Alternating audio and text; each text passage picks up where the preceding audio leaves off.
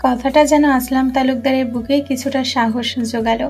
তিনি ভারী শ্বাস নিয়ে বললেন, আমার ছোট মেয়েকে বিয়ে করবে বাবা?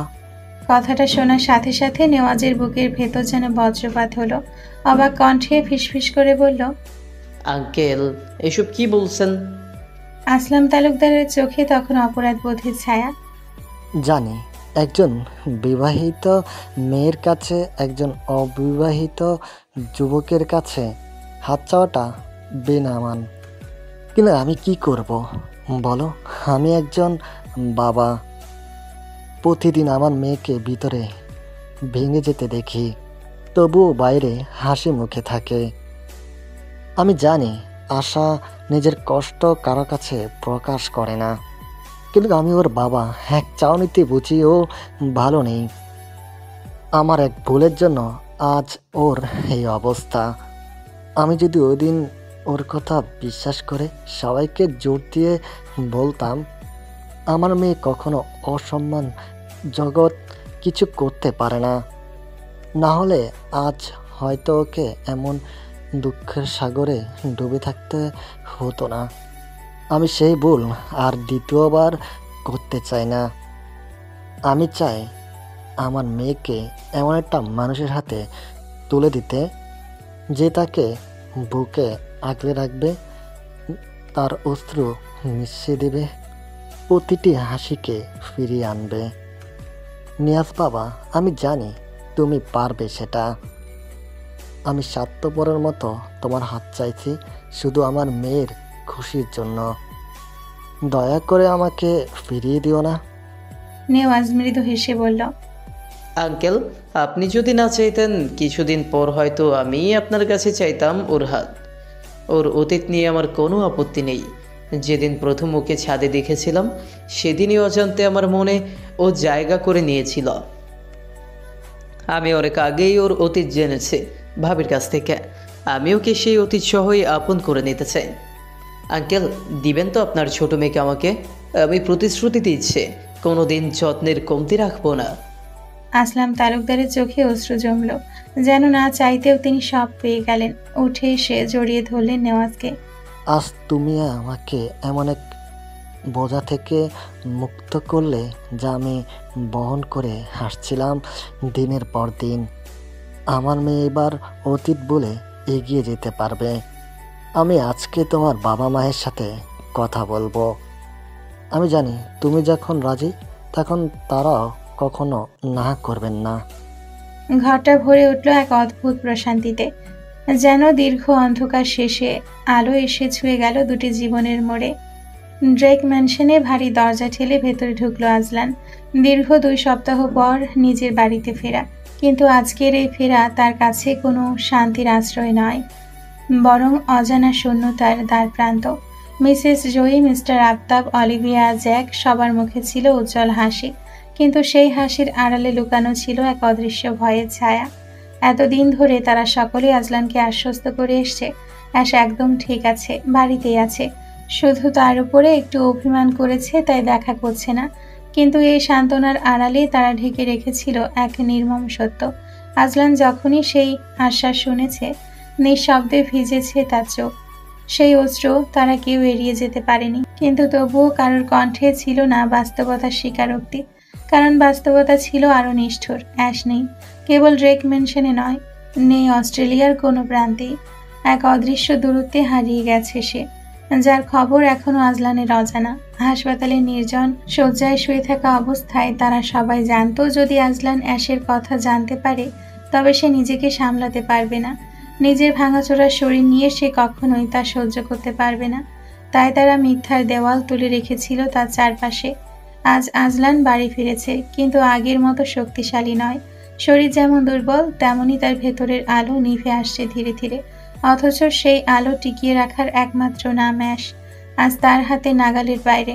চারদিকে সবার মুখে উজ্জ্বল হাসি থাকলেও আজলানের চোখ কেবল একজনকেই খুঁজছিল, অ্যাশ। সে ভেবেছিল অ্যাশ হয়তো অভিমানী মুখ নিয়ে সিঁড়ির ধাপে দাঁড়িয়ে থাকবে, না হলে ঘরের কোনায় বসে মুখ ফিরিয়ে থাকবে অভিমান নিয়ে। কিন্তু না, কোথাও নেই সে। আজলানের দৃষ্টি ঘুরে বেড়ালো ড্রেক ম্যানশনের প্রতিটি কোনায়, ড্রয়িং রুম, করিডর, ছাদ, বাগান, সব জায়গায়।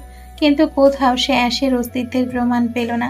মুহূর্তের মধ্যে তার বুকের ভেতর এক অদ্ভুত কম্পন শুরু হলো, যেন তার পাঁজরের ভেতর কেউ হাতুড়ি দিয়ে অবিরত আঘাত করে চলেছে। অ্যাশ, আজলানের ঠোঁট ফিসফিস করে ডাকলো, কণ্ঠস্বর কেঁপে উঠল, কিন্তু প্রতি উত্তরে নেমে এলো ভয়ের তো নীরবতা। চোখের কোণে জমে থাকা অশ্রু আর থামানো গেল না। এক মুহূর্তেই ছিন্ন ভিন্ন হয়ে পড়ল তার ভেতরের সব বাঁধ। সিঁড়ির ধাপে হোঁচট খেয়ে বসে পড়ল সে, হাত দিয়ে মুখ চেপে কান্না শুরু করলো। তার বুকের হাহাকার যেন গোটা বাড়ির দেওয়ালে প্রতিধ্বনিত হলো। তোমরা কেন মিথ্যে বললে? কেন বললে অ্যাশ আছে? কোথায় ও? কোথায় আমার অ্যাশ? মিস্টার আফতাব ঢোক গিললেন। জ্যাকের চোখে অসহায় অশ্রু জমল। অলিভিয়া বুক চেপে দাঁড়িয়ে রইল। কেউ সাহস পেল না উত্তর দিতে। তারা সবাই জানতো এমন পরিস্থিতির সৃষ্টি হবে, কিন্তু এমন পরিস্থিতি কিভাবে সামাল দিবে তা সকলের অজানা। আজলান মেঝেতে মাথা ঠেকিয়ে কেঁপে উঠল। তার নিঃশ্বাসে দম বন্ধ হওয়া যন্ত্রণার শব্দ। তার অশ্রুতে ভিজে গেল ঠান্ডা মেঝে। সেই মুহূর্তে তার মনে হলো পুরো দুনিয়া তার কাছ থেকে অ্যাশকে ছিনিয়ে নিয়েছে। তার সমস্ত অস্তিত্ব, তার সমস্ত ক্ষমতা, তার সমস্ত অহংকার ভেঙে গুড়িয়ে গেছে একটাই সত্যে, অ্যাশ তার কাছে নেই। ড্রেক ম্যানশনের দেওয়াল আজ যেন ভারী শোকের বোঝা বয়ে বেড়াচ্ছে। অবশেষে মিসেস জয় এগিয়ে এলেন আজলানের দিকে। তার চোখে বেদনা, কিন্তু কণ্ঠস্বর ছিল জোর, কঠিন। শোনো আজলান, অ্যাশ নেই, সে চলে গেছে। তোমার কথা একবারের জন্য না ভেবে ও চলে গেছে। তোমার কথা একটা বারের জন্য ও জানার প্রয়োজন বোধ করেনি। ও যাওয়ার সময় এটাও বলে গেছে তুমি ওর সন্তানের খুনি, আর সে কোনো খুনির সাথে সংসার করবে না। তোমার কাছ থেকে সে ডিভোর্স চায়। তাই এমন একটা মেয়ের জন্য চোখের পানি বিসর্জন দেওয়া বন্ধ করো। ওর কাছে তোমার কষ্টের মূল্য না থাকতে পারে, কিন্তু আমাদের কাছে আছে। তাই আমাদের জন্য হলেও নিজেকে সামলাও। তুমি ওই মেয়ের জন্য নিজেকে আর আমাদের কষ্ট দিতে পারো না। মিসেস জয়ীর কথাগুলো যেন বজ্রাঘাতের মতো আঘাত করলো আজলানের বুকে। সে হঠাৎ উঠে দাঁড়ালো। বুক ধড়ফড় করছে, তার শ্বাস কেটে যাচ্ছে। না, না, অ্যাশ আমাকে ছেড়ে কোথাও যেতে পারে না। ও আমার নিঃশ্বাস। আমি যাব, আমি ওকে ফিরে আনবো। যেখানে থাকুক আমি ওকে নিয়ে আসবো। ও আমাকে ভুলবো এত বড় সিদ্ধান্ত নিতে পারে না। আমি ইচ্ছে করে কিছুই করিনি, সবটা একটা দুর্ঘটনা। ওকে বোঝাতে হবে সবটা। আমি বোঝাবো, আমি ওকে সবটা বোঝাবো। ওকে বুঝতেই হবে। এটা বলে আজলান দরজার দিকে এগোতেই মিসেস জয়ী শক্ত হাতে তাকে আটকালেন। তার কণ্ঠস্বর তীক্ষ্ণ, নির্মম। এক পাও বাইরে যাবে না তুমি আজলান। আমি ওর মতো মেয়েকে দ্বিতীয়বার তোমার জীবনে আসতে দেব না। ও তোমার যোগ্য না। যে মেয়ে নিজের স্বামীর কষ্ট না বুঝে সবসময় নিজের ভালো থাকা নিয়ে পড়ে থাকে, যে মেয়ে একবারের জন্য নিজের স্বামীর খোঁজ নেওয়ারও প্রয়োজন মনে করে না, সেই মেয়েকে দ্বিতীয়বার আমি আমার ছেলের জীবনে আসতে দেব না। তুমি কোথাও যাবে না আজলান, বুঝেছো? আজলান যেন উন্মাদ হয়ে উঠল। দেওয়ালের দিকে ঝাঁপিয়ে মুঠি চালালো, আসবাবপত্র ছুঁড়ে ফেলল, নিজের বুক চাপড়ে কান্নায় ভেঙে পড়ল। তুমি বুঝবে না মম। ও আমার সব কিছু, আমার পৃথিবী, আমার জীবনের একমাত্র আলো। আমি ওকে ছাড়া অন্ধকার, আমি ওকে ছাড়া মৃত। ও আমাকে ভালোবাসে। ওর অভিমানে আড়াল লুকিয়ে আছে ওর ভালোবাসা। আমি ওকে চিনি। আমাকে ওর অভিমান ভাঙাতে হবে, নাহলে আমি সারা জীবনের জন্য ওকে হারিয়ে ফেলবো। তুমি এটা বোঝার চেষ্টা করো মম। ওকে ছাড়া আমি বাঁচতে পারবো না। আমাকে যেতে দাও প্লিজ। আজলানের শরীর কাঁপতে লাগলো, চোখ দিয়ে বয়ে এলো আগুনের মতো অশ্রু।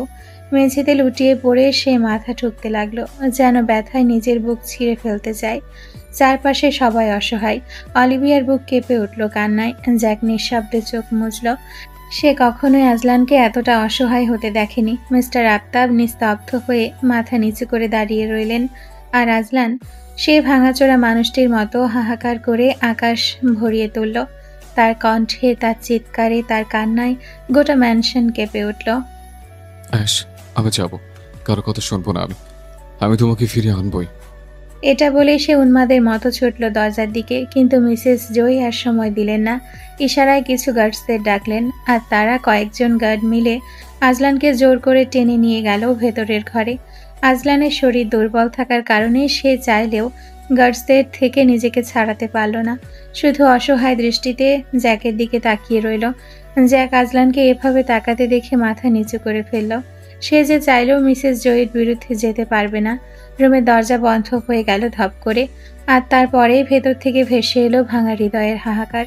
আজলান দরজার উপর ঝাঁপিয়ে পড়ল, হাত দিয়ে আঘাত করতে লাগলো, কণ্ঠ ফাটিয়ে চিৎকার করতে লাগলো। খোলো, দরজা খোলো, আমি যাবো অ্যাশের কাছে। ও আমাকে ছেড়ে যেতে পারে না। ও আমাকে ছাড়াও বাঁচতে পারবে না। Please mom, dad please, Jack, Olivia, কেউ তো বলছো প্লিজ। তার চিৎকারে পুরো ঘর কেঁপে উঠল। সে দেওয়ালে মুঠিয়ে চালালো, বুক চাপড়ে মেঝেতে লুটিয়ে পড়ল। চোখ থেকে নোনা অশ্রু গড়িয়ে পড়ছে, কিন্তু তার কান্না আর্তনাদের মতো হাহাকার হয়ে উঠছে। অ্যাশ, তুমি শুনছো না? আমি ভেঙে যাচ্ছি, আমি শ্বাস নিতে পারছি না তোমাকে ছাড়া। ফিরে এসো জান, একটা বার ফিরে এসো। বাইরে দাঁড়িয়ে থাকা সবার বুক কেঁপে উঠল, কিন্তু কেউ ভেতরে ঢুকলো না। মিসেস জয়ী রুমের দরজায় বড় একটা তালা ঝুলিয়ে দিলেন, আর তার চাবিটা নিজের কাছে রাখলেন, যেন চাইলেও কেউ আজলানকে এখান থেকে বেরোনোর জন্য সাহায্য না করতে পারে। তিনি দাঁতে দাঁত চেপে বললেন, আমি দ্বিতীয়বার আর ওই মেয়েকে আমার ছেলের জীবন নষ্ট করার সুযোগ দেব না, কোনোভাবেই না। রুমের ভেতর থেকে ভেসে আসছিল আজলানের বুক চেরা আর্তনাদ, এক ভাঙাচোরা প্রেমিকের আর্তনাদ। এমন এক আর্তনাদ যা শুনলে চোখ ভিজে যায়, বুক ভারী হয়ে আসে। মনে হয় প্রেমিকের হাহাকার পৃথিবীর সবচেয়ে করুণ সুর। আসমা, আসবো? হঠাৎ দরজার বাইরে আসলাম তালুকদারের কণ্ঠস্বর শুনে অ্যাশ বিছানার উপর ঠিকঠাক হয়ে বসল। ধীর কণ্ঠে বলল, এসো বাবা। আসলাম তালুকদার ঘরে ঢুকেই বিছানার পাশ থেকে চেয়ার টেনে বসলেন। চেহারায় কিছুটা চিন্তার ছাপ। অ্যাশ আসলাম তালুকদারের চিন্তাযুক্ত মুখশ্রী দেখে প্রশ্ন করল, বাবা, তুমি কিছু নিয়ে কি চিন্তা করছো? আসলাম তালুকদার হাত কসলাতে কসলাতে বলল, হ্যাঁ, মানে না। কি হয়েছে বাবা, বলো। কিছু নিয়ে সমস্যা থাকলেও বলো। দেখ মা, আমি জানি কিছুদিন আগে তোর উপরে অনেক বড় একটা ঝড় গেছে। তুই এখনো সেটা থেকে বের হতে পারিসনি। তুই যতই আমাদের সামনে হাসি মুখে থাকিস না কেন, আমি তোর বাবা, আমি কিছুটা হলো তোর মনের অবস্থা বুঝতে পারি। তার জন্য এটা বলেই আসলাম তালুকদার কিছুটা থেমে গেলেন। অ্যাশ কৌতূহল নিয়ে তাকে জিজ্ঞেস করল, তার জন্য কি বাবা, বলো। তার জন্য আমি তোর আবার বিয়ে ঠিক করেছি, আর আজকে তারা তোকে আন্টি পড়াতে আসবে। আসলাম তালুকদারের কথা শুনে অ্যাশের পায়ের তলা থেকে যেন মাটি সরে গেল। সে কণ্ঠে বিস্ময় নিয়ে চিৎকার দিয়ে বলে উঠল, মানে তুমি আবার আমার বিয়ে ঠিক করেছো? মানেটা কি বাবা? অ্যাশের চিৎকার শুনে নিচ থেকে অ্যাশের মা আর আহিরি দৌড়ে আসলো। কি হয়েছে আশামা, চিৎকার করছিস কেন? কোনো সমস্যা হয়েছে? আহিরি দেখলো তার বাবা চুপচাপ মাথা নিচু করে চেয়ারে বসে আছে। সে কৌতূহল নিয়ে তার বাবাকে জিজ্ঞেস করলো। কি হয়েছে বাবা? আসলাম তালুকদার নিশ্চুপ। আমি বলছি আপা, বল। বাবা আমার আবার বিয়ে ঠিক করেছে। অ্যাশের কথা শুনে আহিরি আর তার মা যেন আকাশ থেকে পড়ল। ওগো, ও এসব কি বলছে? তুমি ওর বিয়ে ঠিক করেছো? কবে? কার সাথে? আহিরি বলল, বাবা, ও কিন্তু বিবাহিত। ওর আর আজলান ভাইয়ার কিন্তু এখনো ডিভোর্স হয়নি। তুমি এর মধ্যে ওর বিয়ে কিভাবে ঠিক করতে পারো? আহিরির মা বলল, তুমি ওর বিয়ে ঠিক করেছো সেটা তো আমাকে একবারও বললে না। আসলাম তালুকদার এবার মুখ খুললেন, জোর কণ্ঠে বলল, আমার মেয়ের কিসে ভালো হবে তা আমি ভালোই বুঝি। আমি নিয়াদের সাথে ওর বিয়ে ঠিক করেছি। বেআইনের সাথেও আমার কথা হয়েছে। ওনাদের অ্যাশের আগের বিয়ে নিয়ে কোনো সমস্যা নেই। আমি নিয়াদের সাথে ওর বিয়ে দিব, তাতে কারো অনুমতি লাগবে না। নিয়াজ বড্ড ভালো ছেলে, ওর সাথে বিয়ে দিলে তোমার মেয়ে বড্ড সুখে থাকবে। অ্যাশের রুমে আসলাম তালুকদার যেন দ্বিতীয়বারের মতো বোমা ফাটালেন নেওয়াজের নাম নিয়ে। বিস্ময়ে সকলের চোখ বেরিয়ে আসার উপক্রম। নেওয়াজ বাবা? হ্যাঁ, নিয়াজের সাথে আমি তোমার মেয়ের বিয়ে দিব, আর ওর সাথেও নতুন করে সংসার শুরু করবে। পুরনো সব কিছু বলে গিয়ে তোমার মেয়েকে বলে দিও। বিকালে তৈরি থাকতে ওনারা আজকে আন্টি পড়াতে আসবে। এটা বলে আসলাম তালুকদার বসা থেকে উঠে চলে গেলেন, আর অ্যাশ পেছন থেকে চিৎকার দিয়ে বলতে লাগলো, আমি এই বিয়ে কিছুতেই করবো না, শুনেছো? কিছুতেই করবো না। আহিরি আর তার মা এখনো বিস্ময় কাটিয়ে উঠতে পারছে না। কি থেকে কি হয়ে যাচ্ছে, সবকিছু এত তাড়াতাড়ি হচ্ছে যে তারা কি করবে বুঝে উঠতে পারছে না। অ্যাশ তার মায়ের দিকে তাকিয়ে কান্না ভেজা কণ্ঠে বলল, মা আমি এই বিয়ে করব না। তুমি বাবাকে বোঝাও না, আমি এখনো অন্য একজনের স্ত্রী। সে আমায় ভালো না বাসলেও আমি ভালোবাসি তাকে। আমি তার জায়গায় অন্য কাউকে বসাতে পারবো না। তুমি একটু বোঝাও না বাবাকে। অ্যাশের মা মেয়ের মাথায় হাত বুলিয়ে দিয়ে বললেন, আমি তোকে আগেই বলেছিলাম মা, অভিমানের ঝোঁকে কোনো সিদ্ধান্ত নিস না। তুই একদিন বুঝবি ছেলেটা তোকে কতটা ভালোবেসেছিল। এত বছরে একটু হলেও মানুষ চিনতে শিখিস রে মা। আমি যাই, দেখি তোর বাবাকে বোঝাতে পারি কিনা। এটা বলে অ্যাশের মা আঁচলে নিজের চোখ মুছলেন। শোনো, বলো। আসলাম তালুকদার গম্ভীর মুখে বললেন, তুমি আশার বিয়ে ঠিক করেছো কেন? তুমি কি বুঝতে পারো না আশা এখনো আজলান বাবাকে ভালোবাসে? তুমি তোমার মেয়েকে তার ভালোবাসার মানুষের কাছ থেকে আলাদা করতে চাইছো? আজলান কি ওকে ভালোবাসে? আসলাম তালুকদার গম্ভীর হয়ে নিজের স্ত্রীর কাছে প্রশ্ন করলেন। বাসে। আমি ওর চোখে আমার মেয়ের জন্য ভালোবাসা দেখেছি। আমার মন বলছে আজলান অ্যাশকে ভালোবাসে। তুমি দয়া করে নেওয়াজের পরিবারকে বারণ করে দাও। অ্যাশ বিয়েটা করতে চায় না। যদি আজলাইন আমার মেয়েকে ভালোই বাসত, তাহলে আমার মেয়ে যখন হাসপাতালে ছিল, তাহলে একটা বারের জন্য দেখতে আসুনি কেন? যদি দূরেও থাকি, অ্যাশের সাথে যেটা হয়েছিল সেটা দুর্ঘটনা হয়েছিল, তাহলে কেন তারপরও আজলাইন আসেনি? বলো, উত্তর দাও। দেখো, তুমি চিৎকার দিও না, তোমার ব্লাড প্রেশার বেড়ে যাবে। আমার মনে হয় আজলান কোনো বিপদে পড়েছে, না হলে ও নিশ্চয়ই আসতো। তুমি তোমার মেয়ের সংসারটা নষ্ট করো না, আমার কথাই একটু শোনো। কথাটা শুনে আসলাম তালুকদারের শরীর যেন বিদ্যুৎ খেলে উঠল। তিনি টেবিলে হাত আঁচড়ে বললেন, তোমাকে বললাম না আজকে অ্যাশকে নিয়াজের পরিবার আংটি পরাতে আসবে? আমি নিয়াজের সাথেই অ্যাশের বিয়ে দেব। আর কোনো কথা শুনতে চাই না। কথাগুলো বলতে বলতে তিনি হঠাৎ কাঁপতে শুরু করলেন। শ্বাস ভারী হয়ে উঠল, বুকের ভেতর চাপ অনুভব করলেন। চেয়ার থেকে হেলে পড়ে গেলেন, মুখ বিবর্ণ। অ্যাশের মা স্বামীর এই অবস্থা দেখে ভরকে যান। দ্রুত চিৎকার দিয়ে অ্যাশ আর আহিরিকে ডেকে স্বামীর কাছে গিয়ে বসেন। অ্যাশ আর আহিরি মায়ের ডাক শুনে দৌড়ে তাদের ঘরে আসে। মা, বাবার কি হয়েছে? জানি না, কথা বলতে বলতে হঠাৎ এমন হয়ে গেল। তুই দ্রুত তোর ডাক্তার আঙ্কেলকে ফোন কর। কান্না করতে করতে বললেন। আহিরি দ্রুত নিজের রুম থেকে ফোন এনে ডাক্তারকে ফোন করলো। কিছুক্ষণের মধ্যেই তালুকদার বাড়িতে ডাক্তার এসে পড়লেন। স্টেথোস্কোপ কানে দিয়ে আসলাম তালুকদারের বুক শুনলেন, ভালোভাবে তাকে পর্যবেক্ষণ করলেন। তার গলা ভারী, কণ্ঠ গম্ভীর। উনি প্রচন্ড মানসিক চাপে আছেন, রক্তচাপ অনেক বেড়ে গেছে, তাই সুস্থ হয়ে পড়ছে। তেমন কোনো সমস্যা নেই আপাতত, কিছুক্ষণের মধ্যেই ঠিক হয়ে যাবে। একটু দুশ্চিন্তা করতে দেবেন না, মাথায় বেশি চাপ নিলে বিপদ হতে পারে। এটা বলার পরে ডাক্তার কিছু ওষুধ লিখে দিয়ে চলে গেলেন। ডাক্তার চলে যেতেই অ্যাশ আর আহিরি নিজেদের রুমে চলে গেল। কিছুক্ষণ বাদে অ্যাশের মা আসলাম তালুকদারকে রেখে অ্যাশের রুমে এলেন। আশা, হ্যাঁ মা বলো। তোকে একটা কথা বলি, বোঝার চেষ্টা করিস। অ্যাশ ধীর কণ্ঠে বলল, বলো। দেখ আশা মা, তোর বাবা যখন বলেছেন আপাতত তোদের এঙ্গেজমেন্টটা হোক। এখন তোর বাবা অসুস্থ, ওনাকে বেশি জোরাজোরি করলে হিতে বিপরীত হতে পারে। পরেরটা পরে দেখা যাবে। এঙ্গেজমেন্ট হলেই তো আর বিয়ে হয়ে যায় না। কিন্তু মা, আমি আজলানকে। আমি জানি তুই আজলানকে ভালোবাসিস, আজলানও তোকে ভালোবাসে। আমি তোকে আগেই বলেছিলাম ভেবে চিনতে সিদ্ধান্ত নিতে। এখন বলে কি হবে? আজলান ছেলেটা আমি যতদূর দেখেছি, ও কখনো ইচ্ছাকৃত তোর ক্ষতি করতে পারে না। তাও তুই ওর কথা ভেবে ওর খোঁজ না নিয়ে বাংলাদেশে চলে এলি তোর জেদের কারণে। জেদ বড় খারাপ জিনিস রে মা। এখন আমি কিচ্ছু জানি না, আজকের দিনটা অন্তত তুই চুপচাপ এঙ্গেজমেন্টটা করে নে। আমার যে তোর বাবা ছাড়া কেউ নেই, মানুষটার কিছু হয়ে গেলে আমি কাকে নিয়ে বাঁচবো বল?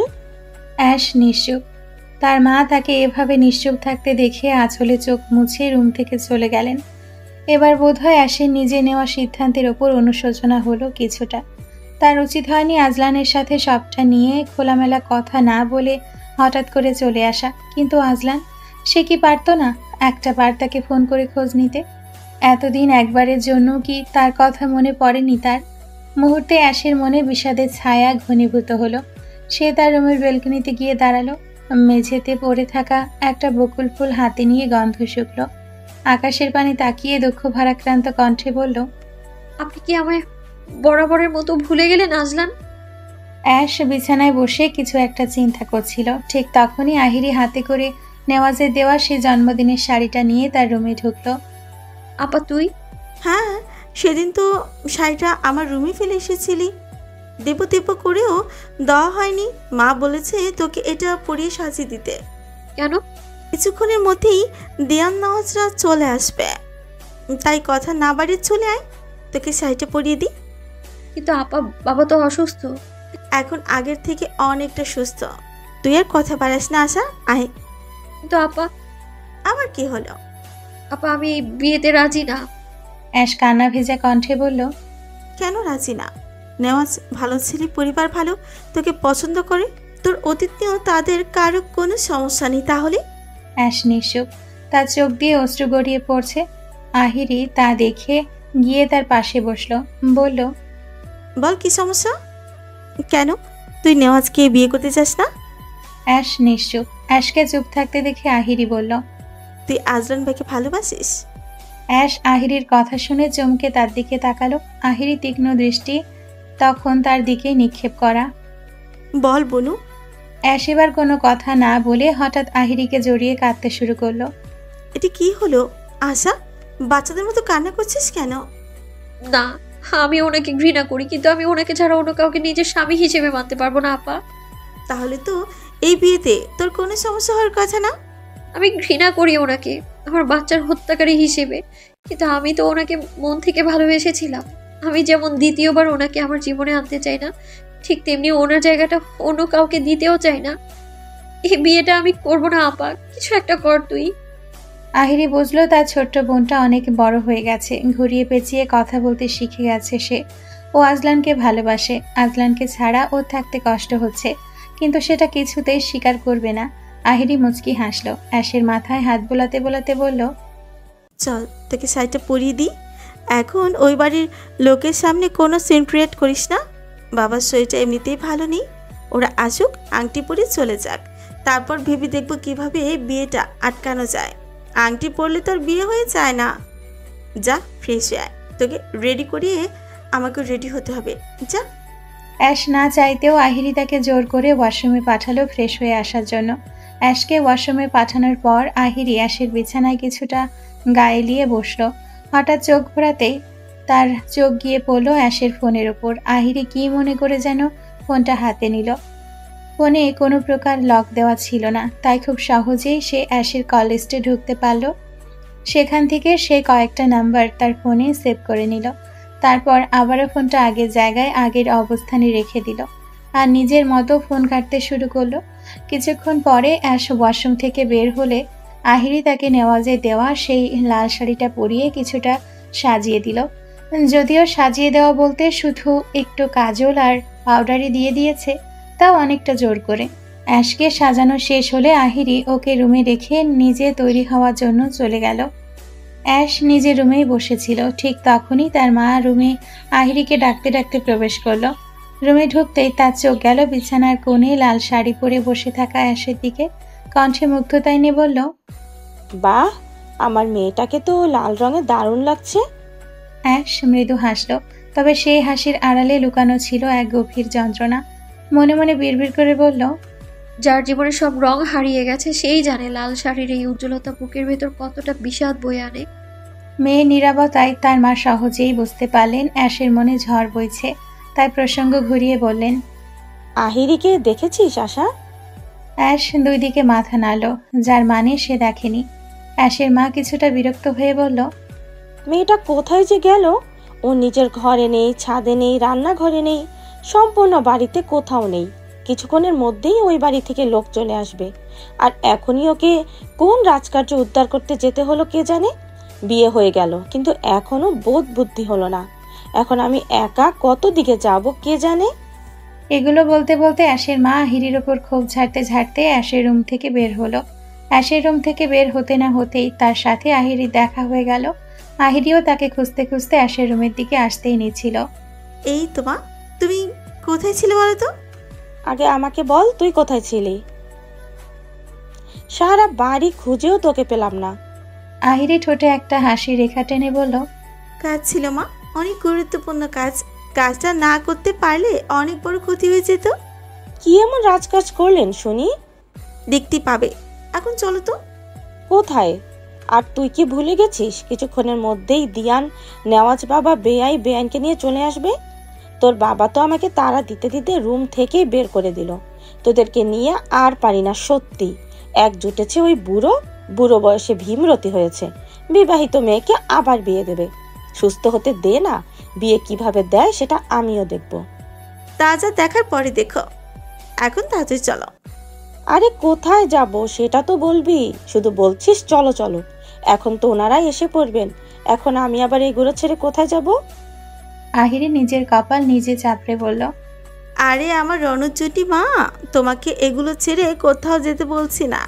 দিয়ানার নেওয়াজ বাবা মাকে নিয়ে চলে এসেছে, তাই আমার সাথে নিচে যাওয়ার কথা বলছি। আরে কি বলিস, ওনারা এসে গেছে? আমাকে আগে বলবি না? এতক্ষণ কি বললাম তাহলে? তা তুই জানিস, এখন কথা না বাড়িয়ে তাড়াতাড়ি নিচে চল। এটা বলে আশির মা সিঁড়ি দিয়ে নিচে নামলেন। আহিরি আর তার মা নিচে নেমে দেখলেন দিয়ান, নেওয়াজ আর তাদের বাবা মা আগে থেকেই সোফাতে বসে আছেন। আশির মা নিজের মুখে এক কৃত্রিম হাসি এনে বললেন, আপনারা অনেকক্ষণ এসেছেন তাই না? আসলে আমি একটু উপরে ছিলাম। আরে না না, অনেকক্ষণ কোথায়, একটু আগে আসলাম। দিয়ানের বাবা বলে উঠল, সাথে দিয়ানের মাও সায় দিল। আহিরির মা আহিরির দিকে তাকিয়ে ইশারায় রান্নাঘর থেকে নাস্তা নিয়ে আসতে বললেন। আহিরিও চুপচাপ রান্নাঘরে নাস্তা আনতে চলে গেল। বিআই সাহেব কোথায় বিয়ান? ওনাকে তো দেখছি না। আসলে বেয়ান, উনি একটু অসুস্থ হয়ে পড়েছিলেন, তাই আর কি রুমে রেস্ট করেছেন। আপনারা বসুন, আমি ওনাকে ডেকে দিচ্ছি। আঙ্কেল অসুস্থ হয়ে পড়েছিলেন আন্টি, আমাদের তো একবার জানাবেন। এখন কেমন আছেন আঙ্কেল? নেওয়াজ জিজ্ঞেস করলো। ভালোই আছে, শুধু ডাক্তার সাহেব চিন্তা করতে বারণ করেছেন, এই আর কি। আচ্ছা। সকলের কথা বলার মাঝখানে আহিরি রান্নাঘর থেকে সবার জন্য নাস্তা নিয়ে এলো। আহিরির মা সকলের দিকে তাকিয়ে বললেন, আপনারা কিছু মুখে দিন, আমি ওদের বাবাকে গিয়ে বলি আপনারা এসে গেছেন। এটা বলে আহিরির মা আসলাম তালুকদারকে ডাকতে রুমে চলে গেলেন। আর আহিরি সকলের সাথে বসে কথা বলতে লাগলো। সকলের কথা বলার মাঝখানে নেওয়াজ বারবার অ্যাশের রুমের দিকে তাকাচ্ছিল। তার বিতৃষ্ণ দৃষ্টি কেবল তার বকুল ফুলকে এক নজর দেখার জন্য তৃষ্ণার্থ ছিল। অ্যাশের মা অ্যাশের বাবাকে নিয়ে আসতেই দিয়ানের বাবা হাসি মুখে গিয়ে তাকে জড়িয়ে ধরলেন। আরে বিআই সাহেব, শুনলাম নাকি আপনি অসুস্থ হয়ে গিয়েছিলেন, এই বয়সে বুড়ো হয়ে গেলেন, এখনও তো নাতি নাতনির মুখই দেখতে পারলেন না। আমাকে দেখুন, একেবারে ফিট, শুধু নাতি নাতনির আসার অপেক্ষা। তাদেরকে নিয়ে ঘোরাঘুরি খেলাধুলা সব করার জন্য এখন থেকেই নিজেকে ফিট রাখছি। এটা বলে দিয়ানের বাবা উচ্চস্বরে হাসতে শুরু করলেন। তা দেখে বাকি সবাইও কিছুটা হেসে দিল। হ্যাঁ দেখছি তো কত ফিট, সামনে থেকে দেখলে কারো চোখে তোমাকে পড়বে না, তোমার ভুঁড়িটাই পড়বে। দিয়ানের মা বলে উঠল। দিয়ানের মায়ের কথা শুনে উপস্থিত সবাই মুখ টিপে টিপে হাসতে শুরু করলো।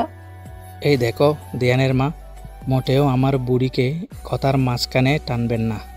এমন বুড়ি বানানোর জন্য যোগ্যতা লাগে, বুঝলেন? বয়সের কালে আমি কিন্তু কোনো নায়কের থেকে কম ছিলাম না। তোমার বাবা তো তা দেখেই তোমাকে আমার সাথে বিয়ে দিল। দিয়ানের বাবা একটু ভাব নিয়ে বললেন, নায়ক না ছাই, আমার বাবার বয়েই গেছিল তোমার রূপ দেখে তোমার সাথে বিয়ে দিতে। তুমিই তো আমাকে বিয়ে করার জন্য এমনভাবে তাদের পেছনে পড়েছিলে যে তারা এক পর্যায়ে বাধ্য হয়ে আমার বিয়ে তোমার সাথে দিয়েছে। সেদিন তারা ওই ভুলটা না করলে এখন আমি কোনো সুদর্শন ব্যক্তির সাথে সংসার করতাম, তোমার মতো ভুঁড়িওয়ালার সাথে থাকতে হতো না। এই দেখো দিয়ানের মা, বাচ্চাদের সামনে এভাবে বলো না, তোমার কথার খারাপ প্রভাব পড়বে ওদের উপরে। আরে বেআইন থামুন, বেআই আপনিও থামুন। এমন একটা আনন্দের মুহূর্তে আপনারা বাচ্চাদের মতো ঝগড়া করছেন। আসলাম তালুকদার হাসতে হাসতে বললেন, ঠিক, যে কাজের জন্য এসেছি সেটা আগে করে নেই, তারপর না হয় সব হবে। আমিও ওইটাই বলি। আসলাম তালুকদার সোফায় বসতে বসতে বললেন, তাহলে নিয়ে আসুন আমার ছোট বৌমাকে বেয়ান, তাকে এক নজর দেখি। দিয়ানের মা আহিরির মাকে বললেন। আসলাম তালুকদার স্ত্রীর দিকে তাকিয়ে বললেন, যাও ওকে নিয়ে এসো। আহিরি বলে উঠল, মা থাক বাবা, ওকে আমি নিয়ে আসছি, তোমরা কথা বলো। ঠিক আছে যা। আহিরি অ্যাশের রুমে যেতেই দেখলো অ্যাশ নিজের ডান হাতের অনামিকা আঙ্গুল চেপে ধরে বসে আছে, আর সেখানটায় পাশ থেকে কিছুটা রক্তের রেখা দেখা যাচ্ছে। আহিরি এটা দেখে দ্রুত অ্যাশের কাছে গেল। কি হয়েছে তোর হাতে? অ্যাশ কিছুটা আমতা আমতা করে বলল, আসলে কাচের চুড়ি পড়তে গিয়ে তো ভেঙে গেছে, তাই আঙুলে লেগে গেছে। আহিরি অ্যাশকে আমতা আমতা করতে দেখে ধরে ফেলল ও মিথ্যা বলছে, আর এটা যে ও ইচ্ছাকৃত করেছে সেটা যে কেউ বুঝে যাবে। অ্যাশ যে এটা কেন করেছে সেটা অন্যদের কাছে অজানা থাকলেও আহিরির কাছে অজানা নয়। নিজের ভালোবাসার জন্য মানুষ কত কিছুই না করে, আহিরিও তো তার ঊর্ধ্বে নয়। আহিরি অ্যাশকে কিছু না বলে ড্রয়ার থেকে ফার্স্ট এইড বক্স বের করে রক্ত পরিষ্কার করে ব্যান্ডেজ করে দিল। আঙ্গুলে ব্যান্ডেজ করতে করতে বলল, আমার বাচ্চা মো আর করিস না আশা, সৃষ্টিকর্তার উপর ভরসা রাখ, তিনি যা করবেন ভালোর জন্য করবেন। অ্যাশ আহিরির কথা শুনে তার দিকে তাকালো, কিন্তু আহিরি নির্বিকার ভাব দেখে আবারও নিচের দিকে তাকিয়ে রইল। ব্যান্ডেজ করা শেষ, এখন চল, ওনারা বসে আছে তোর জন্য। আপা, উঠ চলে আয়। অ্যাশ বিছানা থেকে উঠতেই আহিরি তার সাথে কথা না বলে তাকে নিয়ে নিচে চলে এলো। আহিরির সাথে ধীর পদক্ষেপে সিঁড়ি বেয়ে নিচে নামলো অ্যাশ। লাল শাড়িতে মোড়ানো তার রূপ যেন চারপাশের আলোকে হার মানাচ্ছিল। চোখ নামানো দায়, যেন আগুনের শিখায় রাঙা এক অপরূপ মায়াবিনী। সবার দৃষ্টি যখন ওর উপর পড়ল তখন ঘরে অদ্ভুত নীরবতা নেমে এলো। বিশেষ করে নেওয়াজ, তার চোখের মনি স্থির হয়ে রইল অ্যাশের ওপর। তার চোখে কোনো লালসা ছিল না, ছিল নিখাদ মুগ্ধতা। যেন বহুদিনের খরা শেষে হঠাৎ মেঘ ভেঙে নামা বৃষ্টিকে সে এক নজর দেখছে। অ্যাশের পদচারণায় চারপাশের বাতাস যেন থেমে গেল, আর নেওয়াজের বুকের ভেতর জমে থাকা আকাঙ্ক্ষা ধুকপুক করে শব্দ তুলল। সে নির্বাক তাকিয়ে রইল অ্যাশের দিকে। তার বকুল ফুল আজ যেন লাল শাড়ির আবরণে এক নতুন মায়াবী রূপে ধরা দিয়েছে। নেওয়াজের ভাবনার মাঝে আহিরির গলার আওয়াজে তার ভাবনার সুতো ছিঁড়ে গেল। ওদিকে কি দেখছে নেওয়াজ? না মানে কিছু না। আহিরি নেওয়াজের কথা শুনে কিছুটা হাসল। নেওয়াজের মা অ্যাশকে নিজের কাছে এনে বসালেন। বাহ, আমার ছোট ছেলের বউকে তো একদম পরীর মতো লাগছে, কারো নজর না লাগুক। আসলাম তালুকদার হেসে বললেন, তবে আইন শুভ কাজটা সেরে ফেলি, কি বলেন? অবশ্যই, শুভ কাজে দেরি কিসের? আসলাম তালুকদার হেসে নিজের স্ত্রীকে আংটি নিয়ে আসতে বললেন। অ্যাশের মা মাথা নেড়ে রুমের ভেতর থেকে দুটো ছোট মখমলের বক্স নিয়ে এলেন। ঘরে এক অদ্ভুত নীরবতা নেমে এলো। সবাই যেন নিঃশ্বাস আটকে অপেক্ষা করছে। প্রথমে নেওয়াজকে বলা হলো অ্যাশের আঙ্গুলে আংটি পরাতে। নেওয়াজ যখন বক্স থেকে সোনালি ঝলমলে আংটিটা বের করলো তখন তার হাত সামান্য কাঁপছিল। আস্তে করে অ্যাশের ডান হাতটা নিজের হাতে নিতেই সবার নজর পড়ল অ্যাশের অনামিকা আঙ্গুলে থাকা সাদা ব্যান্ডেজের দিকে। সবাই অবাক হয়ে সেদিকে তাকালো। অ্যাশের মা তাকে বলল, একটু আগেই না তোর আঙুল ঠিক ছিল, হঠাৎ কি হলো? অ্যাশ নিচের দিকে তাকালো। আহিরি বলল, আসলে মা, কাচের চুড়িতে ওর আঙুলটা একটু কেটে গেছে, কিছু না, সামান্যই, আমি ব্যান্ডেজ করে দিয়েছি, কিন্তু আজকে আংটি ওই আঙ্গুলে পরানো যাবে না। সকলে স্বস্তির নিঃশ্বাস ফেলেও ভেতরে ভেতরে সবাই কিছুটা অবাক হলো, কিন্তু কেউ মুখে তা প্রকাশ করলো না। নেওয়াজ একটু থেমে অ্যাশের মাঝের আঙ্গুলটা নিজের আঙ্গুলের মুঠোয় নিল আর আস্তে করে সেই আঙ্গুলে আংটিটা পরিয়ে দিল। সেই মুহূর্তে অ্যাশের বুক কেঁপে উঠল। সারা শরীর জুড়ে ছেয়ে গেল কিছুটা অদ্ভুত অজানা শিহরণ। তার মনে হচ্ছিল যেন ব্যান্ডেজে ঢাকা আঙ্গুলে রক্তাক্ত ক্ষত আর হৃদয়ের ক্ষতের মাঝে অদ্ভুত এক মিল খুঁজে পাওয়া গেছে। তার চোখের সামনে আজলানের মুখ ভেসে উঠল। তার চোখের কার্নিশে কিছুটা জল জমল। এবার এলো অ্যাশের পালা। সে কাপা হাতে বক্স খুলে আংটিটা বের করলো। নেওয়াজের সামনে হাতটা বাড়িয়ে দিতে নেওয়াজ মুচকি হেসে হাত এগিয়ে দিল। অ্যাশের আঙ্গুল কেঁপে কেঁপে তার অনামিকা ধরে আংটিটা পরিয়ে দিল। আঙ্গুলে আংটি পরার সাথে সাথে নেওয়াজের চোখ ঝলসে উঠল। মনে হলো তার দীর্ঘ প্রতীক্ষার পূর্ণতা এই মুহূর্তে এসে ধরা দিয়েছে। যদিও অ্যাশের সাথে তার পরিচিতি ততটা দীর্ঘ নয়, সবার হাততালি আর শুভেচ্ছায় ঘর ভরে উঠল। তবে কারো নজরে পড়েনি আংটির বদলের আনন্দময় মুহূর্তের আড়ালে অ্যাশের চোখে এক অচেনা বিষাদের কুয়াশা জমে উঠেছে। সবার কথা বলার মাঝখানে অ্যাশ দাঁড়িয়ে পড়ে। দিয়ানের মা অ্যাশের দিকে তাকিয়ে জিজ্ঞেস করে, কিছু বলবে অ্যাশমা? অ্যাশ কণ্ঠে কিছুটা আড়ষ্ট ভাব নিয়ে বলে, আসলে আমি নেওয়াজের সাথে আলাদাভাবে একটু কথা বলতে চেয়েছিলাম, যদি আপনাদের কোনো সমস্যা না হয়। দিয়ানের মা মুচকি হেসে বলল, সমস্যা কেন হবে? যা তো নেওয়াজ, অ্যাশমায়ের সাথে যা। কি বলে শোন, যা। নেওয়াজের সাথে কথা বলার অনুমতি পেয়ে অ্যাশ আর কিছু না বলে নিজের রুমের দিকে চলে গেল। নেওয়াজও অ্যাশের পিছু পিছু গেল। বাকিরা সবাই আবারও কথা বলতে ব্যস্ত হয়ে পড়ল। শুধু আহিরি নেওয়াজ আর অ্যাশের দিকে তাকিয়ে কিছুটা অদ্ভুত হাসি দিল, যার গভীরতা বোঝা মুশকিল। অ্যাশের রুমের মধ্যে নিস্তব্ধতা চেয়ে আছে। অ্যাশের পিছু পিছু নেওয়াজও তার রুমে প্রবেশ করলো। নেওয়াজ হাসি মুখে বলল,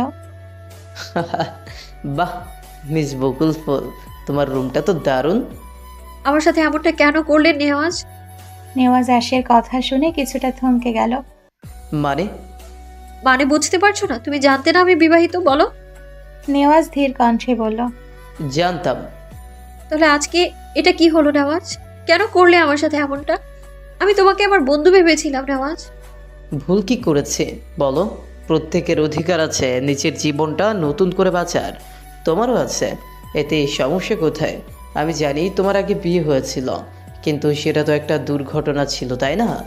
তোমার অতীত নিয়ে আমার কোনো সমস্যা নেই বকুল ফুল। সঠিক পুরুষ কখনো নারীর কলঙ্ক দেখে না, আর যত্নবান পুরুষ কখনো শখের নারীর অতীত খোঁজে না। অ্যাশ সামান্য হেসে বলল, আমি তোমার শখের নারী? প্রথম দিন থেকে। নেওয়াজের নির্লিপ্ত জবাব। আমার শখের পুরুষ অন্য একজন নেওয়াজ। আমি তার জায়গা কখনোই কাউকে দেব না। তুমি আমার অতীত সম্পর্কে কিছুই জানো না। অ্যাশের কথা শুনে নেওয়াজ কিছু সময়ের জন্য থমকে গেল। পৃথিবীর সব থেকে কষ্টকর মুহূর্ত হচ্ছে শখের মানুষের মুখ থেকে তার শখের মানুষের কথা শোনা।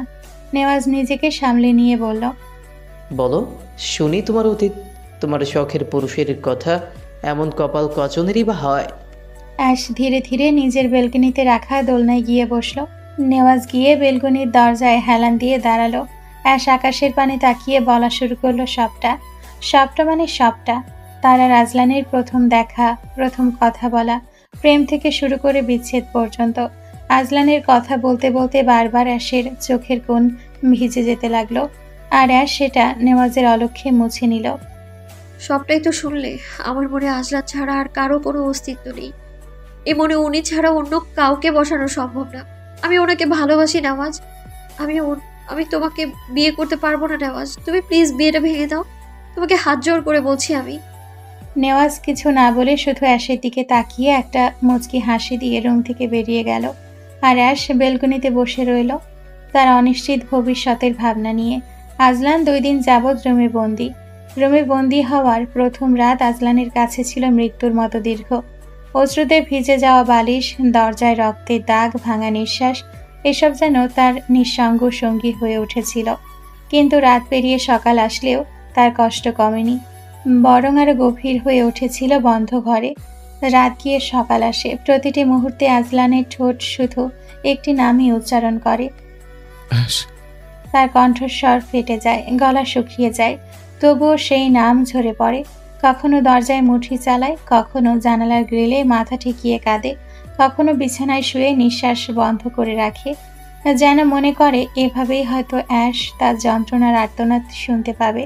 আজলানের চোখের নিচে গভীর কালো দাগ, দাড়ি গজিয়ে গেছে, শরীর আরো দুর্বল হয়ে পড়েছে কিছু না খাওয়ার কারণে। কিন্তু তার হাহাকার থামেনি। কখনো সে পাগলের মতো হাসতে শুরু করে। ও ফিরবে, দেখো আমার অ্যাশ ফিরবে, আমাকে ছাড়া সে থাকতে পারবে না। তারপর হঠাৎ আবার ভেঙে পড়ে কান্নায়। তাহলে এখনো কেন ফিরলো না? কেন? আমি তো মরতে বসেছি ওকে ছাড়া, তবু কেন আসছে না? কেন? কখনো সে দেওয়ালে দাঁড়িয়ে নিজের মাথা ঠুকে রক্ত বের করে, কখনো বালিশ ছিঁড়ে ফেলে, কাগজ ছিঁড়ে ফেলে, যেন এই ভাঙচুরে ভেতরের আগুন নিভিয়ে দিতে চায়। মিসেস জয়ী, অলিভিয়া আর জ্যাক দরজার বাইরে দাঁড়িয়ে শুনতে পায় তার ছটফটানি। আজলান কখনো মেঝেতে গড়িয়ে গড়িয়ে কাঁদছে, কখনো আর্তনাদের মতো চিৎকার করছে। তোমরা আমাকে বন্দি করে রেখেছ, আমার অ্যাশকে ফিরতে দিচ্ছ না। তোমরা সবাই অপরাধী, তোমরা আমার জীবন কেড়ে নিয়েছ। আজলানের এত হাহাকার দেখার পরেও মিসেস জয়ীর মন বিন্দু মাত্র গলে না। দিনের আলোতে আজলান জানালার ফাঁক দিয়ে আকাশের দিকে তাকিয়ে ফিসফিস করে, কোন আকাশের নিচে তুমি হাঁটছো অ্যাশ? কোন বাতাস ছুঁয়ে যাচ্ছে তোমার চুল? তুমি কি জানো আমি এখানে মরে যাচ্ছি আমাকে ছাড়া? তুমি কি আমার কষ্ট অনুভব করতে পারছো? তার বুকের ভেতর থেকে প্রতিটি শব্দ যেন ছিঁড়ে আসে। মিসেস জয়ী প্রতিটা মুহূর্ত কৌশলে তাকে বোঝানোর চেষ্টা করেন, অ্যাশকে ভুলে যেতে বলেন, কিন্তু আজলানের কণ্ঠস্বর, তার কান্না, তার ছটফট এসব শুনে পুরো ম্যানশনটাই শোকে ডুবে যায়। প্রতিটা মুহূর্তে রুমে প্রতিধ্বনি হয়ে বাজতে থাকে একটাই শব্দ, একটাই ডাক, অ্যাশ, অ্যাশ, ফিরে এসো প্লিজ। আজলানের রুমটা যেন ধীরে ধীরে কবরের মতো হয়ে উঠেছে। চারপাশে চার দেওয়াল, এক ফোঁটা আলো ঢোকে না, শুধু জানালার ফাঁক দিয়ে কালো ছায়া ভেতরে ঢুকে পড়ে। প্রথম দিন আজলান কেবল কাঁদত, চিৎকার করত, দরজায় আঘাত করত, কিন্তু সময়ের সঙ্গেই তার ভেতরকার যন্ত্রণার রূপ নিল অস্বাভাবিক এক উন্মাদনায়। সে আয়নার সামনে দাঁড়িয়ে নিজের প্রতিচ্ছবির সঙ্গে কথা বলে, তুই তাকে ধরে রাখতে পারলি না, তুই একটা ব্যর্থ মানুষ। অ্যাশ তোকে ছেড়ে চলে গেছে। তারপরে নিজের প্রতিচ্ছবির দিকে ঘুষি ছুড়ে দেয়, রক্তাক্ত হয়ে যায় হাত। কখনো জানালার গ্রিলে দাঁড়িয়ে অন্ধকারে তাকিয়ে ফিসফিস করে, আমি জানি তুমি শুনছো অ্যাশ, তুমি কোথায় লুকিয়ে আছো, তুমি আমাকে দেখতে পাচ্ছ, তাই না? তার চোখে তখন ভয়ঙ্কর জলজলে এক ধরনের উন্মাদনা, যা দেখে মনে হয় সে সত্যি ভ্রমের ভেতর অ্যাশকে দেখছে। রাতের বেলায় হঠাৎ ভীষণ হাসি দিয়ে ওঠে, একটা দীর্ঘ কর্কশ শীতল হাসি, যেন শিকারীকে খুঁজে না পেয়ে ক্ষুধার্ত নেকড়ে হাহাকার করছে। কখনো আবার বিছানা থেকে লাফ দিয়ে উঠে দেওয়ালে মাথা ঠুকে রক্ত ঝরায়, তারপর সেই রক্ত দিয়ে দেওয়ালে লিখে ফেলে, অ্যাশ, অ্যাশ, অ্যাশ।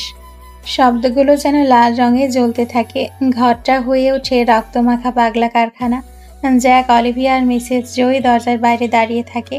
অলিভিয়া কাপা কণ্ঠে বলে, আন্টি, আপনার সহ্য করতে পারছে না। মিসেস জয়ী দাঁত চেপে উত্তর দেন, ওকে সহ্য হবে? এই ভাঙন ছাড়া ওকে ফিরিয়ে আনা সম্ভব না। ওকে ওই মেয়েকে ভুলতেই হবে। তুই নেওয়াজকে কি বলেছিস আশা? হঠাৎ আহিরির এমন কথায় অ্যাশ কিছুটা চমকে উঠল, পাশাপাশি কিছুটা খুশি হলো। তাহলে কি তার কথা শুনে নেওয়াজ বিয়েটা ভেঙে দিয়েছে? সেটাই হবে হয়তো।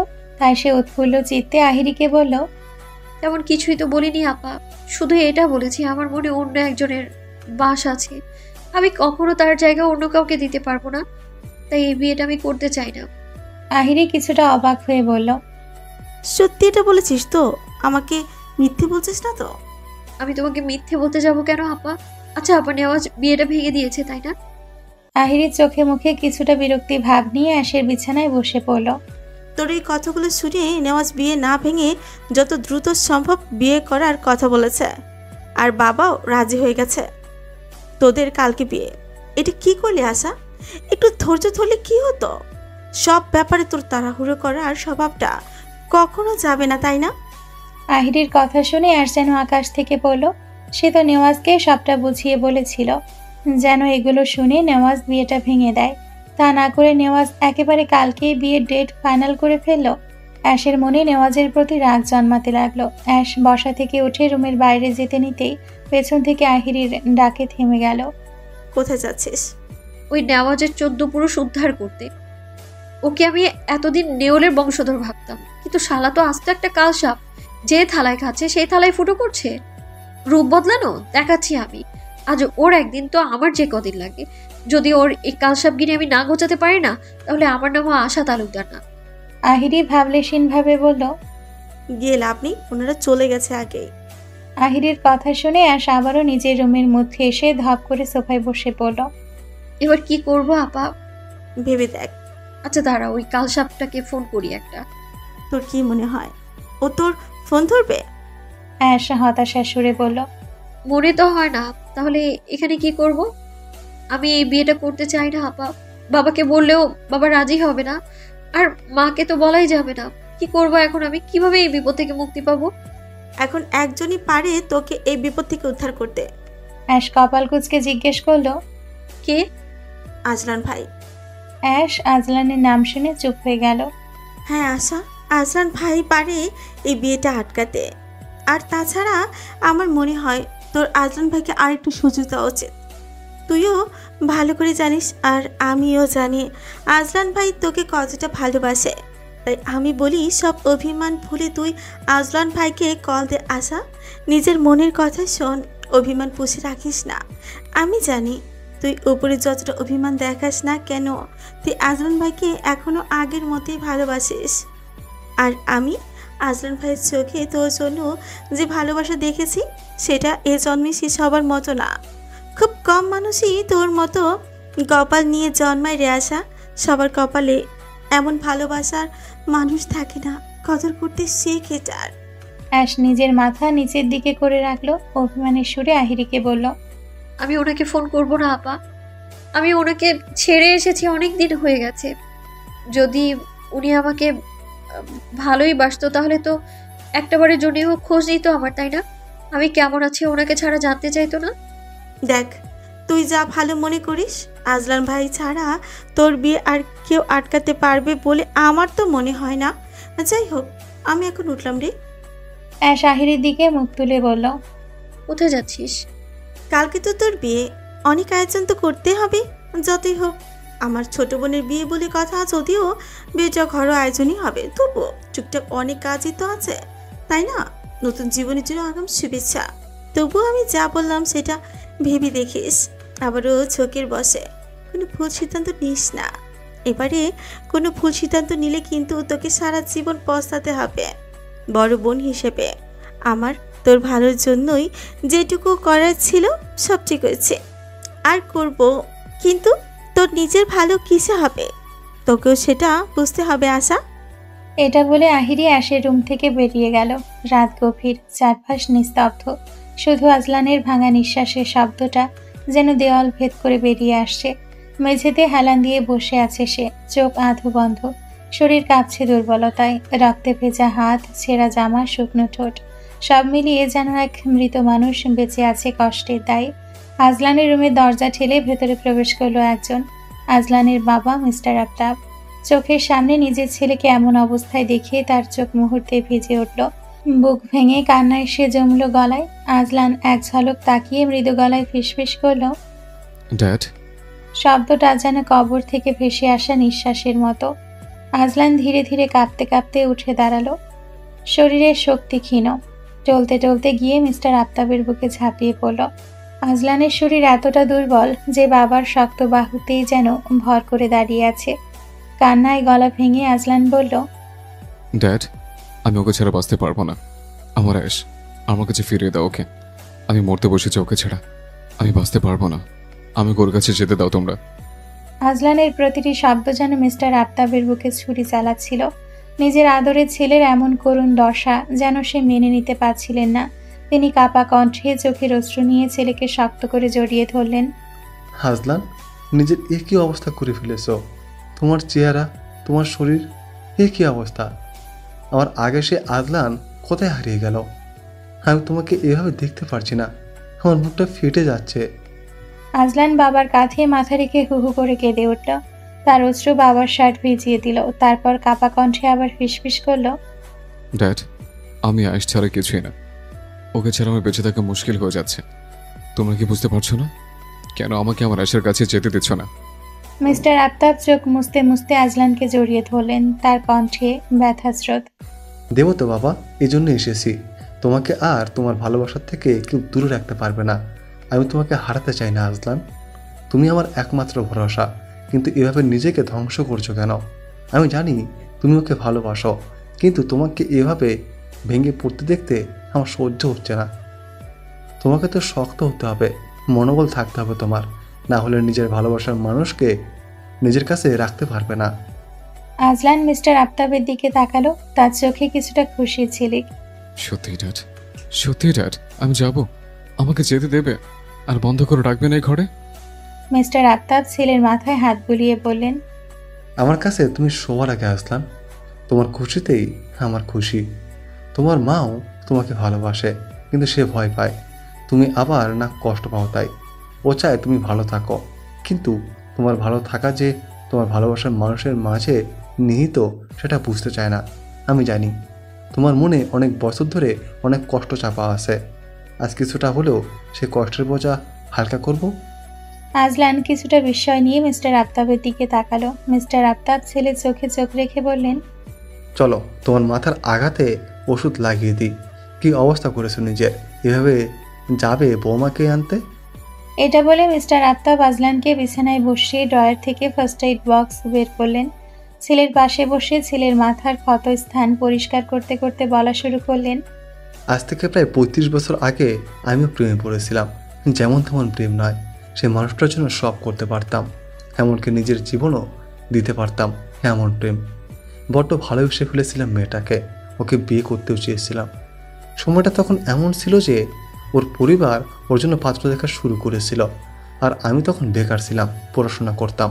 ওর পরিবার কিছুতেই আমাদের সম্পর্কটা মেনে নিত না। তবুও আমি এক বুক আশা নিয়ে আমার বাবা মাকে অনেক কষ্টে রাজি করিয়ে নিয়ে গিয়েছিলাম ওর পরিবারের কাছে, ওর হাত চাইতে। ওর হাত পাওয়ার জন্য সব করেছিলাম, এমনকি ওর বাবার পা পর্যন্ত ধরেছিলাম। তারপর অনেক কষ্টের পর ওর বাবা আমার সাথে ওর বিয়ে দেওয়ার জন্য রাজি হয়েছিলেন, কিন্তু বিয়ে দেওয়ার সিদ্ধান্তের সাথে জুড়ে দিয়েছিলেন এক কঠিন সত্য। আমার জন্য নাকি ওনাদের মেয়ে বিদেশে চাকরি করা ছেলের সম্বন্ধ নাকচ করে দিয়েছে। তো যতদিন না আমি বিদেশে এসে কোনো চাকরি না পাচ্ছি, ততদিন উনি ওনার মেয়ের হাত আমার হাতে দিবেন না। আমি মধ্যবিত্ত পরিবারের ছেলে ছিলাম, আর তখনকার সময়ে টাকার অনেক মূল্য ছিল। হঠাৎ করে বিদেশে আসার মতো টাকা জোগাড় করা আমার কিংবা আমার পরিবারের পক্ষে সম্ভব ছিল না। এক পর্যায়ে আমার বাবা মা আমাকে বোঝাতে শুরু করলেন ওকে ভুলে যাওয়ার জন্য, কিন্তু আমি পারলাম না। আমি ওর বাবার কথা মতো অস্ট্রেলিয়া বাড়ি জমালাম চাকরির আশায়। আমার পরিবারে যতটুকু সম্পত্তি ছিল, শুধু থাকার জায়গাটা বাদে সব বিক্রি করে দিলাম। মাকে গড়িয়ে দেয়া বাবার গয়নাগুলো বন্ধক দিয়ে টাকার জোগাড় করলাম।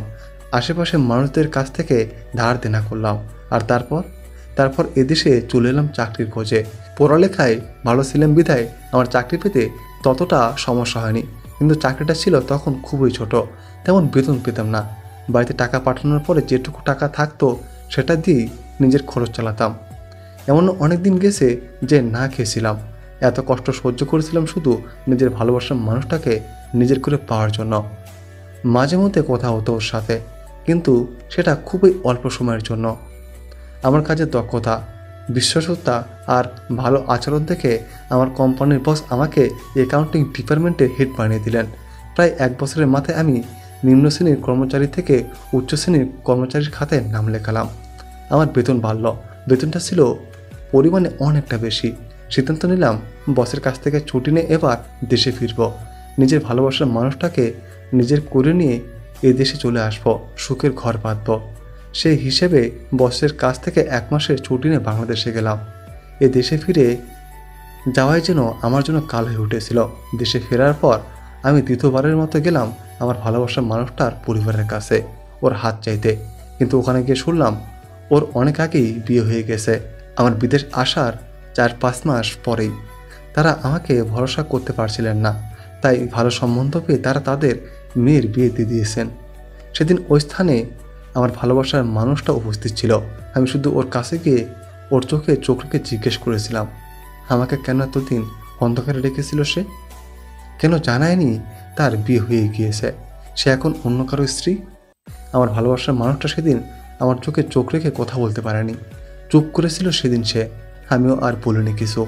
এক মুহূর্তও দাঁড়ায়নি সেখানে। চলে এসেছিলাম সেখান থেকে। আসার সময় তার দিকে দ্বিতীয়বারের মতো ফিরে তাকানোরও প্রয়োজন বোধ করিনি। সেবার আর আমার দেশে থাকা হয়নি। ওই ঘটনার পরদিনই আমি অস্ট্রেলিয়া ফিরে এসেছিলাম। অস্ট্রেলিয়া ফেরার পরে আমার কোম্পানির বস একদিন আমাকে তার কেবিনে ডাকলেন। কিছু সময় অপেক্ষা করানোর পর সে আমাকে ডিরেক্ট জিজ্ঞেস করলেন আমি তার মেয়েকে বিয়ে করতে চাই কিনা। সেদিন আমি হতবিম্বল হয়ে গিয়েছিলাম। যে কোম্পানিতে কর্মচারী হিসেবে চাকরি করি সেই কোম্পানির মালিকের মেয়েকে বিয়ে করা, এটা ছিল আমার কল্পনা অতীত। তবু প্রথমে আমি নাকচ করেছিলাম, তাই তিনি আমাকে ভাবার জন্য কিছু সময় দিয়েছিলেন। তার নাকি আমাকে ভারী পছন্দ। আমার মতো দায়িত্বশীল কারো হাতে নাকি তিনি সবসময় তার মেয়েকে দিতে চেয়েছিলেন। আমি সবটা যখন আমার বাবা মা মানে তোমার দাদাদিকে জানিয়েছিলাম, তারা তখন আমাকে রাজি হয়ে যেতে বলেছিলেন। আমার জন্য তো তারা কম করেনি, অন্যের কাছে কম অপমানিত হয়নি। তাই আমি তাদের কথা মতো বসের দেওয়া প্রস্তাবে রাজি হয়ে যাই। আর সেই বসে ছিলেন তোমার নানা জিউসান ডেইক। আমি বিয়েতে সম্মতি দেওয়ার কিছুদিনের মধ্যেই তোমার মায়ের সাথে আমার বিয়ে হয়ে যায়। আমাদের সংসার ভালোই কাটছিল। দুজনের মধ্যে ভালোবাসার কোনো কমতি ছিল না। তারপর তোমার মায়ের গর্ভে তুমি এলে। এটুকু বলে মিস্টার আফতাব থামলেন। আজলান অবাক দৃষ্টিতে এখনো তার দিকে তাকিয়ে। মিস্টার আফতাব সেটা দেখে কিছুটা হাসলেন। আজলান কাঁপা কাঁপা কণ্ঠে তাকে জিজ্ঞেস করলো, আমি আমার মায়ের গর্ভে এসেছিলাম মানে কি ড্যাড? তোমরা আমাকে তত্ত্ব কারণে? আমি নিজের চোখে দেখেছিলাম অ্যাডপশনের পেপারটা, ওখানে আমার নাম লেখা ছিল ড্যাড। মিস্টার আফতাব ছেলের কথা শুনে দীর্ঘশ্বাস ফেললেন। ছেলের হাত নিজের হাতে মুঠোয় নিয়ে বললেন, তোমার যখন 1 বা 2 বছর বয়স, তখন আবার বাংলাদেশের সেই পরিচিত নম্বর থেকে ফোন আসে আমার কাছে প্রায় 3-4 বছর পরে। আমি প্রথম দিকে ফোন ধরতে চাইনি, কিন্তু মনকে বোঝাতে পারিনি। যতই হোক প্রথম ভালোবাসা ছিল। ফোন ধরতেই সে মানুষটা কান্না করে দিয়েছিল। সে নাকি আমার সাথে দেখা করতে চায়, শুধু একবারের জন্য। আমি তার কথা শুনে এক বাক্য বারণ করে দিয়েছিলাম। এটাও বলেছিলাম আমি তাকে ছাড়া নিজের বউ বাচ্চাকে নিয়ে ভালো আছি, সুখে আছি, সেজন্য আমাকে আর ফোনও না দেয়। কিন্তু সে শোনেনি। বারবার আমাকে ফোন দিয়ে কান্নাকাটি করতো আমার সাথে একটাবার দেখা করার জন্য। অবশেষে তার কান্নার কাছে আমার শক্ত মনোবল হার মেনে গেল। আমি তোমার মাকে কাজের বাহানা দিয়ে বাংলাদেশে গিয়েছিলাম সেই মানুষটার সাথে দেখা করার জন্য। সেখানে গিয়ে তার কাছ থেকে শুনি তার স্বামী নাকি তাকে বিয়ের পর থেকে মারধর করত, যখন তখন গায়ে হাত তুলত, সবসময় অকথ্য ভাষায় গালিগালাজ করত। সে এতদিন সবটা চুপচাপ সহ্য করে গেছে, কারণ সে একা ছিল। কিন্তু এখন তার মাঝে আরেকটা প্রাণ বেড়ে উঠেছে। তাই সে আর তার স্বামীর অত্যাচার মেনে নিতে পারছিল না। তাই সে তার স্বামীকে ডিভোর্স দিয়ে দিয়েছে। কিন্তু এখন তার পরিবার তাকে মেনে নিচ্ছে না। তাই উপান্তর না পেয়ে সে আমাকে ফোন করেছিল। আমাকে তার জন্য একটা থাকা খাওয়ার জায়গা ব্যবস্থা করে দিতে বলেছিল, আর প্রচুর কান্না করেছিল। যদিও সে অন্য কারো স্ত্রী আর অন্য কারো সন্তানের মা ছিল, তবুও তার চোখের পানি আমার সহ্য হচ্ছিল না। তাই অনেক কষ্টে একটা অনাথ আশ্রমে তাকে থাকার খাওয়ার ব্যবস্থা করে দিয়েছিলাম। আর সেবারের মতো অস্ট্রেলিয়া চলে এসেছিলাম। কিন্তু ভাগ্যের কি নিষ্ঠুর পরিহাস, সন্তান প্রসবের সময় সে মারা যায়। তার সদ্য জন্ম দেওয়া ছেলেকে কোলে নিয়ে অনাথ আশ্রমের দায়িত্বে থাকা লোকজন আমাকে কল দিয়ে সবটা জানিয়েছিল। আমি সেবার আর বাংলাদেশে একা যাইনি, তোমাদের সকলকে নিয়ে গিয়েছিলাম। সদ্য মাহারা ছেলেটাকে দেখে সেদিন আমার মনে মায়ের জন্ম হয়েছিল। আমি তোমার মাকে জানিয়েছিলাম ছেলেটাকে দত্তক নেওয়ার কথা। তোমার মা রাজি হয়েছিল, কিন্তু একটা শর্তও দিয়েছিল, তাকে আমাদের সন্তানের পরিচয়ে বড় করা যাবে না। আমিও রাজি হয়েছিলাম। যদি এই উসিলা ছেলেটা একটা পরিবার পায় তাহলে ক্ষতি কী, কিন্তু ভয় ছিল যদি ছেলেটা কখনো জানতে পারে সে আমাদের রক্তের কেউ না, তখন কী হবে। তাই সেই ভয়ে আমি অনেক কষ্টে তোমার মাকে রাজি করিয়ে সেদিন অ্যাডপশনের পেপারে তোমার নাম লিখিয়েছিলাম। যদিও তোমার মা আমার এই সিদ্ধান্তে মন থেকে রাজি ছিল না। সেদিন আমার এই একটা ভুলের কারণে তোমাকে এতগুলো দিন একটা চাপা কষ্ট নিয়ে বাঁচতে হলো। বাবা, আমাকে ক্ষমা করে দাও। এটা বলে মিস্টার আফতাব বাচ্চাদের মতো কান্না জুড়ে দিলেন। ড্যাড, সে বাচ্চা ছেলেটাই কি রিভান? মিস্টার আফতাব ওপর নিচ মাথা নাড়লেন, যার কারণে আজলানের কাছে সবটা পরিষ্কার হয়ে গেল। সে তার বাবা মায়েরই সন্তান। এটা জেনে যেন আজ তার বুকের ওপর থেকে ভারী এক পাথর সরে গেল। সে আনন্দে তার বাবাকে জড়িয়ে ধরল। তুমি জানো না ড্যাড, তুমি আমাকে আজ কত বড় শান্তি দিয়েছো। মিস্টার আফতাব হাত দিয়ে চোখের পানি মুছে বললেন, শুধু নিজের শান্তি পেলেই কি চলবে? ওদিকে তোমার ভালোবাসার মানুষ তো অন্য আরেকজনের হতে চলল, তার দিকেও তো নজর দাও একটু। বেচারা অভিমান করে তোমাকে ছেড়ে গিয়ে এখন বড্ড অশান্তিতে আসে। আজলান কপাল কুঁচকে বলল, মানে অ্যাশকে তোমার শ্বশুরমশাই বিয়ে দিয়ে দিচ্ছে। মিস্টার আফতাবের কথা শুনে আজলান যেন আকাশ থেকে পড়ল। সে কাঁপা কাঁপা গলায় বলল, অ্যাশ রাজি হয়েছে বিয়েতে? রাজি না হয়ে কি আর উপায় আছে মেয়েটার? তোমার শ্বশুর তো মেয়ে বিয়ে করবে না শুনে অজ্ঞান হয়ে গিয়েছিল, মানে অসুস্থ হয়ে পড়েছিল। তাই বাধ্য হয়ে। তুমি এত কিছু জানলে কিভাবে ড্যাড? ভালো প্রশ্ন। মজা করো না তো, তাড়াতাড়ি বলো। তোমার মা, সে তো আমাদের প্রত্যেকের ফোন থেকে তোমার শ্বশুরবাড়ির সকল নম্বর ব্লক করে দিয়েছিল। আর তার করার নির্দেশ ছিল যেন আমরা কেউ ওনাদেরকে তোমার ব্যাপারে না জানাই, আর তারা যেন আমাদের সাথে যোগাযোগ করার চেষ্টা না করে, তাতে রেসপন্স না করি। আজলানের বিষয় এখন চরম পর্যায়ে গিয়ে ঠেকেছে। তাহলে আজকে আমাদের বিজনেস ইমেইলে একটা পার্সোনাল মেইল এসেছিল। ভাগ্যিস জ্যাক মেইলগুলো চেক করছিল, তখনই মেইলটা চোখে পড়ছিল, আর সেখান থেকে সবটা জানা। মেইলটা কে পাঠিয়েছিল ড্যাড? আহিরি, অ্যাশের বড় বোন, আমাদের সকলের নম্বরেই চেষ্টা করেছিল, কিন্তু ব্লক করে দেওয়ার কারণে কোনো রেসপন্স পায়নি। তাই দিয়ানের কাছ থেকে আমাদের বিজনেস ইমেইলে ঠিকানা নিয়ে এগুলো লিখে পাঠিয়েছিল। যেহেতু দিয়ান আমাদের কোম্পানিতে অনেক দিন কাজ করছিল, তাই হয়তো